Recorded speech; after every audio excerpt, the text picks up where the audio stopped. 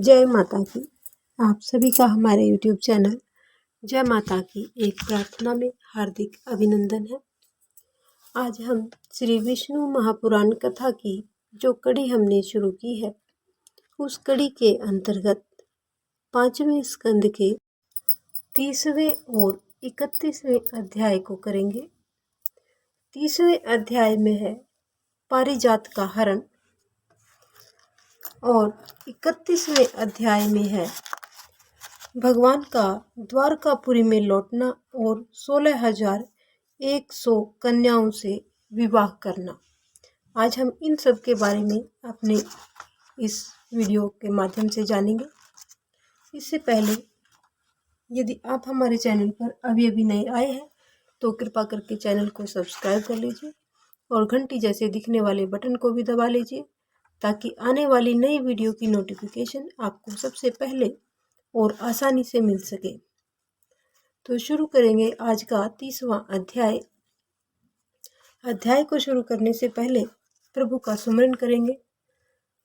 श्रीमन नारायण नारायण नारायण, भजमन नारायण नारायण नारायण, श्रीमन नारायण नारायण नारायण। जय श्री विष्णु भगवान की। तो शुरू करते हैं आज का अध्याय। इसमें श्री पराशर जी बोले कि पक्षीराज गरुड़ उस वारुण छत्र मणि पर्वत और सत्यभामा सहित प्रभु श्री कृष्ण जी को लीला से ही लेकर चलने लगे। प्रभु श्री कृष्ण जी ने स्वर्ग के द्वार पर पहुंचते ही अपना शंख बजाया और शंख की ध्वनि को सुनते ही देवता अर्घ लेकर प्रभु श्री कृष्ण जी के सामने उपस्थित हुए। देवगणों ने प्रभु श्री कृष्ण जी की पूजा अर्चना की और देवगणों से पूजित होकर प्रभु श्री कृष्ण जी ने देव माता अदिति के श्वेत मेघ शिखर के समान घर में आकर उनका दर्शन किया।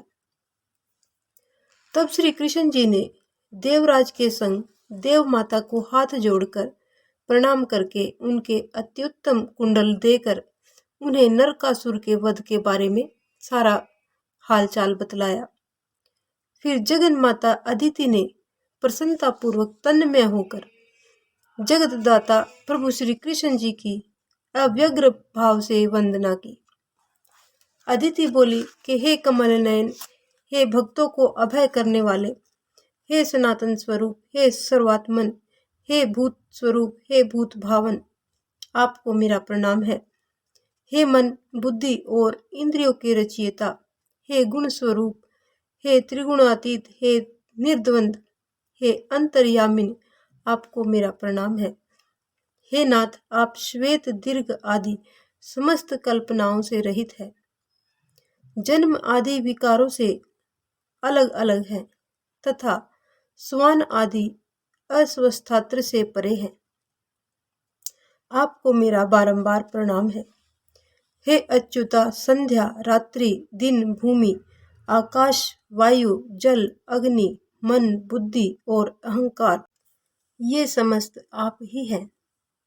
हे प्रभु, आप ब्रह्मा विष्णु और शिव नामक अपनी मूर्तियों से जगत की उत्पत्ति स्थिति और नाश के कर्ता हैं तथा आप कर्ताओं के भी स्वामी हैं। देवता दैत्य यक्ष राक्षस नाग कुष्मांड पिशाच गंधर्व मनुष्य पशु मृग यानी हिरण पतंग सांप अनेक वृक्ष गुल्म और लताएं तृण जातियां तथा स्थूल मध्यम सूक्ष्म और सूक्ष्म से भी अति सूक्ष्म जितने भी देह भेद पुरगुल परमाणु के आश्रित हैं वे समस्त आप ही हैं। हे प्रभु, आप अखिल जगन माया मोहकारी अव्यय प्रभु, आप प्रसन्न होइए और हे भूतेश्वर, मैं ज्ञानवान हूँ, मेरे इस अज्ञान को नष्ट कर दीजिए। हे चक्रपणे, आपको मेरा प्रणाम है। हे शार्गधर, आपको प्रणाम है। हे गदाधर, आपको प्रणाम है। हे शंखपाण, हे विष्णु, आपको बारंबार मेरा प्रणाम है। हे स्थूल चिन्हों से प्रतीत होने वाले आपके इस रूप को ही मैं देखती हूँ, आपके वास्तविक परस्वरूप को मैं नहीं जानती। हे परमेश्वर, आप प्रसन्न हो जाइए। अदिति के द्वारा इस तरह से स्तुति किए जाने पर प्रभु श्री हरि विष्णु जी मुस्कुराकर देव माता से बोले कि हे देवी, आप तो हमारी माता हैं। तुम प्रसन्न होकर हमें वरदायिनी हो, यानी आप हमें प्रसन्न होकर हमें वरदान दीजिए क्योंकि आप हमारी माता हैं। इस पर अदिति बोली कि हे पुरुष सिंह, तुम्हारी इच्छा पूर्ण हो। तुम मृत्यु लोक में समस्त सुरासुरों से अजय रहोगे, यानी तुम सभी पर मृत्यु लोक में विजयी होगे। फिर शुक्र पत्नी शची सहित कृष्ण प्रिया सत्यभामा ने अदिति को बार बार प्रणाम करके कहा कि हे माता, आप हम पर प्रसन्न होइए। इस पर अदिति बोली कि हे सुंदर भ्रुकुटी वाली, मेरी कृपा से तुझे कभी वृद्धावस्था या विरूपिता व्याप्त नहीं होगी। तेरा नव यौवन सदैव स्थिर रहेगा। श्री पराशर जी आगे कहते हैं कि फिर अदिति की आज्ञा से देवराज ने अत्यंत आदर सत्कार के साथ प्रभु श्री कृष्ण जी का पूजन किया, किंतु कल्प वृक्ष के पुष्पों से अलंकृत इंद्राणी ने सत्यभामा को मानुषी समझकर वे पुष्प नहीं दिए। हे साधु श्रेष्ठ, फिर सत्यभामा सहित श्री कृष्ण जी ने भी देवगणों के नंदन आदि मनोहर उद्यानों को देखा, यानी जो उनके सुंदर उपवन थे, बाग बगीचे थे, उनको देखा। वहां पर शिनीशूदन जगन्नाथ श्री कृष्ण जी ने सुगंधपूर्ण मंजरी, पुंजधारी नित्याहर्दकारी ताम्र वर्णपाल और पत्तों से सुशोभित अमृत मंथन के समय प्रकट हुआ तथा सुनहरी छाल वाला पारिजात वृक्ष देखा। हे द्विज श्रेष्ठ, उस अति उत्तम पारिजात वृक्ष को देखकर सत्यभामा बहुत ही प्रसन्न हुई और प्रभु श्री कृष्ण जी से बोली कि हे कृष्ण, आप इस सुंदर वृक्ष को द्वारकापुरी क्यों नहीं ले चलते? यदि आपका यह वचन है कि तुम मेरी अत्यंत प्रिया हो, सत्य है, तो मेरे गृहोद्यान में लगाने के लिए इस वृक्ष को अवश्य ही ले चलिए। तो हे कृष्ण, क्योंकि आपने अनेक बार मुझसे कहा है कि हे सत्य, तू मुझे जितनी प्रिय है उतनी ना मुझे जामवंती है और ना ही मुझे रुक्मिणी है। यदि मैं आपको सर्वप्रिया हूँ तो यह पारिजात वृक्ष मेरे घर का भूषण होना चाहिए, क्योंकि यह मेरी इच्छा है कि मैं आपके बालों में कलापों में पारिजात पुष्प गूंथ कर अपनी अन्य संपत्तियों में सुशोभित हों। सत्यभामा की यह बात को सुनकर श्री कृष्ण जी ने तुरंत ही उस पारिजात वृक्ष को गरुड़ पर रख दिया। तब नंदन वन के रक्षकों ने प्रभु श्री कृष्ण जी से कहा कि हे प्रभु, देवराज इंद्र की पत्नी जो महारानी शची है, यह पारिजात वृक्ष उनकी संपत्ति है, कृपया आप इसका हरण न करें। क्षीर समुद्र से उत्पन्न होने के अनंतर यह देवराज इंद्र को दिया गया था। फिर देवराज इंद्र ने इसे अपनी महिषी शची देवी को दे दिया था। समुद्र मंथन के समय शची को विभूषित करने के लिए ही देवताओं ने इसे उत्पन्न किया था। आप इसे लेकर कुशल पूर्वक नहीं जा सकेंगे। देवराज इंद्र भी इसका मुंह देखते रहे। उस शची की संपत्ति, इस पारिजात वृक्ष की इच्छा आप मूढ़ता से ही करते हैं। भला इसे लेकर कौन सकुशल जा सकता है? हे कृष्ण, इस वृक्ष के लिए देवराज इंद्र अवश्य ही वज्र लेकर आपके सामने आएंगे और फिर समस्त देवतागण भी उनका ही अनुसरण करेंगे। इसलिए समस्त देवताओं के साथ आप बैर को बढ़ाने से आपको कोई लाभ नहीं होगा। जो उपवन के जो बाग के रक्षक थे, उनकी बात को सुनकर सत्यभामा को बहुत ही गुस्सा आया और वह गुस्से में आकर बोली कि इस पारिजात वृक्ष के देवराज इंद्र या शची कौन होते हैं। समुद्र मंथन के समय उत्पन्न हुआ यह पारिजात वृक्ष सभी की समान संपत्ति है। अरे वन रक्षकों, जिस तरह से समुद्र से उत्पन्न हुए मदिरा, चंद्रमा और लक्ष्मी का समस्त लोग समानता से भोग कर रहे हैं, उसी तरह से यह पारिजात वृक्ष भी सभी की संपत्ति है। अकेला इंद्र ही इसे किस तरह से ले सकता है। यदि पति के बाहुबल के गर्व में चूर होकर शची ने इस पारिजात वृक्ष पर अपना अधिकार जमा रखा है, तो जाओ और उससे कह दो कि सत्यभामा पारिजात वृक्ष को हरण करके ले जा रही है। यदि तुम अपने पति को अत्यंत प्रिय हो और वे तुम्हारे वशीभूत हैं, तो मेरे पति को पारिजात का हरण करने से रोक ले। मैं तुम्हारी पति शक्ति को जानती हूँ कि वे देवताओं के स्वामी हैं, तथापि मैं मानवी ही तुम्हारे इस पारिजात वृक्ष को ले जा रही हूँ। सत्यभामा की बात को सुनकर वन रक्षक तुरंत ही शची के पास पहुंचे और उन्हें संपूर्ण वृत्तांत ज्यों का त्यों सुना दिया। यह सब सुनकर शची ने देवराज इंद्र को उत्साहित किया। देवराज इंद्र पारिजात वृक्ष को छुड़ाने के लिए समस्त से देव सेना को लेकर प्रभु श्री हरि विष्णु जी से युद्ध करने के लिए चल पड़े। जिस समय देवराज इंद्र ने अपने हाथ में वज्र लिया, उसी समय समस्त देवगण परिध, निरितस्त्र, निरिशस्त्र, गदा और शूल आदि अस्त्रों शस्त्रों से सुसज्जित हो गए। यानी जैसे ही इंद्र ने अपने हाथ में वज्र लिया, उसी समय सभी देवताओं अपने अपने अस्त्र शस्त्रों के साथ वहां पर आकर खड़े हो गए। फिर देवसेना के साथ ऐरावत पर सवार होके इंद्र को युद्ध के लिए आते हुए देख प्रभु श्री कृष्ण जी ने समस्त दिशाओं को शहदायमान करते हुए शंख ध्वनि की और हजारों लाखों तीक्ष्ण बाण छोड़े। इस तरह से समस्त दिशाओं और आकाश को सैकड़ों बाणों ने पूर्ण देख देवताओं ने अनेकों अस्त्र शस्त्र छोड़े।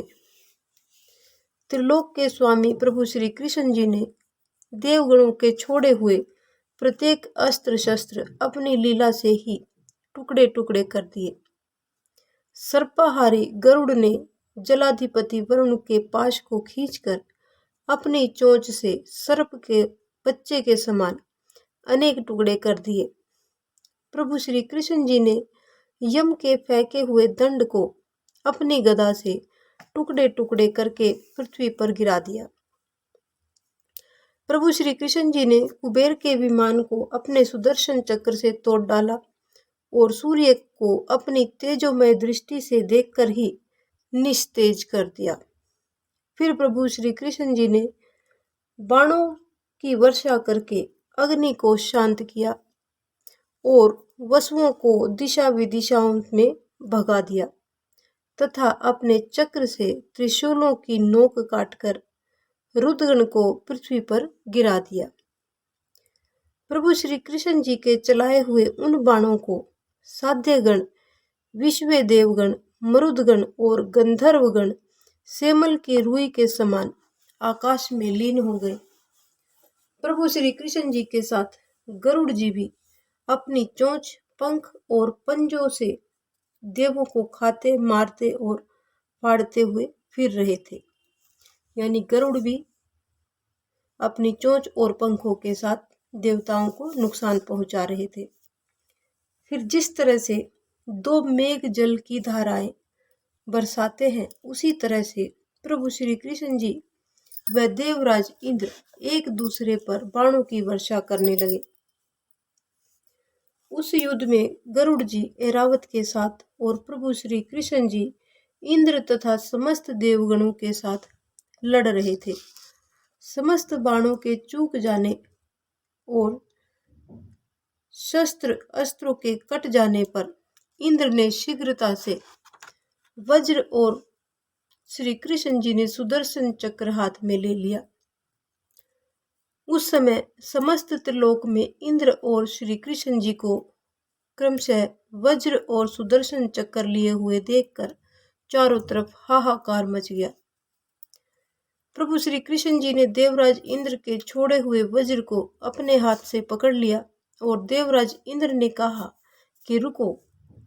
अपना वज्र छिन जाने पर अपने वाहन गजराज ऐरावत के गरुड़ द्वारा क्षत विक्षत हो जाने के कारण भागते हुए इंद्र ने सत्यभामा से कहा कि हे त्रिभुवनपति, तुम सची के पति हो।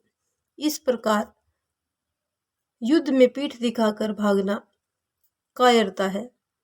यानी सत्यभामा ने इंद्र को ये सब बातें कही कि इस तरह से युद्ध में पीठ दिखाकर भाग जाना कायरता है। तुम भागो मत। पारिजात पुष्पों की माला से विभूषिता होकर शीघ्र ही सची तुम्हारे पास आएगी।